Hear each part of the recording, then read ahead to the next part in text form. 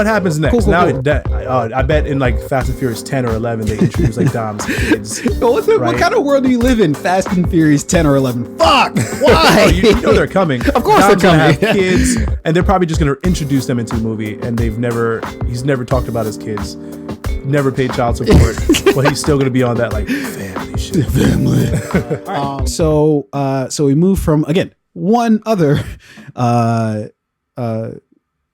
superhero related sort of news that Sam Jackson is back as Nick Fury. Here we get a much different some much different news as we hear that we are officially getting a Peacemaker series starring John Cena. Some different histories there between Sam Jackson and John Cena. One Academy Award winning has he won I'm pretty sure he's won. He's had to have won some sort of award. If he hasn't, then we need to launch an investigation into the Academy. Then fuck them forever. Which they're probably already under investigation. Yeah, they are always under investigation. And then we get John Cena, who is that a sound effect? He does have a great sound effect. I'll give him that. So let me just read here from the article from an article from Variety. I don't know why I can't speak today. HBO Max is given a straight to series order for Peacemaker, a spinoff from the upcoming Suicide Squad film. John Cena will play the title role, reprising his role from the film. The film's writer and director, James Gunn, will also write the series and direct multiple episodes, including the pilot. HBO Max has ordered 8 episodes of the show based on the DC Comics character, which is described as an action adventure comedy. The exact plot of the film, the series, is being kept under wraps, but it's set to explore the origins of Peacemaker, a man who believes in peace at any cost, no matter how many people he has to kill to get it. Sounds very familiar.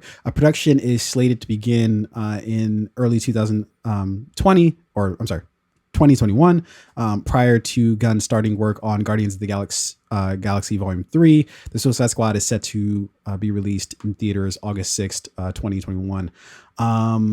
So what's also interesting about this is that, actually, let's just talk about that first before we jump into the other stuff that I want to talk about. But so what do you think about the You Can't See Me guy getting his own series? This could be great, or it could be an absolute disaster. Could go either way. Yeah.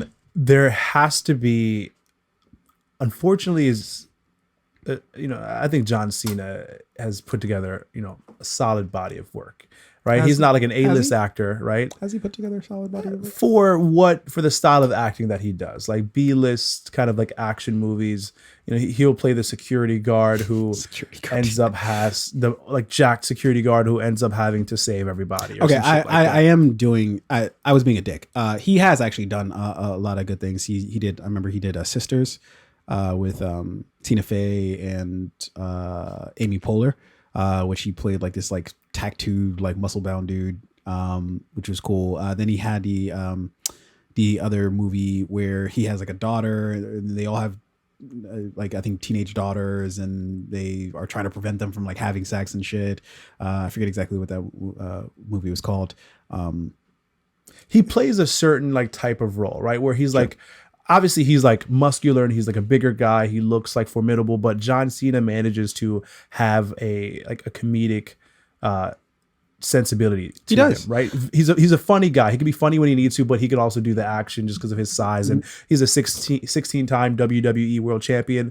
So he can do his own stunts and he looks the part, right? Yeah. And when you're watching a John Cena movie, you know what to expect, right? It's going to be a little bit funny. There's going to be some action in there, and you're going to get a pretty good blend of both. Yeah, and he's actually going to be starring in obviously the new Suicide Squad movie. Well, the Suicide Squad, but then the upcoming Fast and Furious movie he plays. Yeah. Somehow Dom's brother, which never talked about Never at any once. point in time. Not in the first 32. Even though he talks and about Furious family, movies.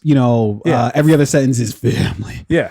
I gotta care about You got a brother? But you got a brother that you've never even mentioned this entire time. Okay. So what happens next? Cool, now, cool. I bet in like Fast and Furious 10 or 11, they introduce like Dom's kids. What kind of world do you live in? Fast and Furious 10 or 11? Fuck! Why? you know they're coming. Of course Dom's they're coming. Have kids, and they're probably just going to introduce them into the movie, and he's never talked about his kids, never paid child support, but he's still going to be on that like family shit. Family. Yeah. This is it's all very fucking whatever. Nobody cares about that. Talking about Peacemaker, this is interesting because we're actually going to talk about a story here in a sec. I love these stories now that we're getting about superheroes who are just dicks. Like I really like that because it's like it's a good analogy to sort of use, or I guess a metaphor to use for real world, right? Like that we look at these like larger than life people, right? Or that we put them on the pedestal that they're larger than life, right? These celebrities, these government officials, these CEOs, you know, we're like, oh my gosh, you know, they've gotten to this position. They're great. They're awesome. They're superhuman. These athletes, they're great, but they're pretty decent amount of them are assholes, you know? Yeah. And it's like, and you can tell by just, especially here in America, like just how shitty things are, would dictate to you that like, yeah, like the people in charge, you know, who we put up on these pedestals, they're dicks. And so I think that this way of sort of like conveying that of like superheroes, like being like the most powerful, and we're so used to them being polite and nice and like saving cats and trees. But what if they're just like, nah, I'm an asshole, you know? And so we get that a little bit of that in the series The Boys. And so I think this is sort of going to follow that same, and I think it really kind of started with The Watchmen. That we got, like where you can like humanize a lot of these superheroes. Like for regular people, a lot of them are flawed. The Watchmen was a perfect example. You had Rorschach, who's very flawed. You had the comedian, who I kind of liken this character to. And the Peacemaker is a pretty interesting character, right? Like, you know, I'm here to create peace at all costs, which is which you can resonate with because sometimes peace is not peaceful. Well, in order to get to that thing, you may have to take that's like America's shtick, right? Hey, we want to create peace by bombing the shit out of other countries. That's exactly. There's always a ton of fucking irony in that. So like I said, I wish the best for John Cena in this role.